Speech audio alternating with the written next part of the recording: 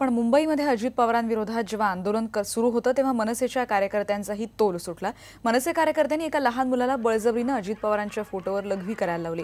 दुष्काळग्रस्तांबाबत अतिशय लाजिरवाणं वक्तव्य अजित पवारांनी केलंय आणि त्यामुळे अजित पवारांनी उपमुख्यमंत्री पदाचा राजीनामा द्यावा अशी मागणी करत मनसे कार्यकर्त्यांनी दादरमध्ये आंदोलन केलं आणि यावेळी त्यांनी एका विद्यार्थ्याला बळजबरीने राष्ट्रवादी काँग्रेसच्या फलकावर लघवी करायला सांगितली। पण अशा पद्धतीच्या आंदोलनावर टीका होते आणि त्यामुळे मनसे अध्यक्ष राज ठाकरेंनी देखील याची गंभीर दखल घेतली। संबंधितांवर कारवाई करणार असल्याचं त्यांनी म्हटलंय। राज ठाकरेंनी या प्रकाराचा निषेध केला आणि त्यांनी काय प्रतिक्रिया दिली आहे ते आपण पाहूया। राज ठाकरे म्हणतात, जी गोष्ट झाली ती अतिशय घृणास्पद आहे। अशा गोष्टी करणाऱ्यांना माझ्या पक्षात थारा नाही। ज्या कोणी या गोष्टी केल्या तो पक्षातला कितीही मोठा असला तरी त्याच्यावर कारवाई करणार आहे। ते कोण आहेत ते पाहावं लागेल। पक्षातले आहेत की पक्षाबाहेरचे आहेत तेही आम्ही पाहू, असं राज ठाकरेंनी म्हटलेलं आहे।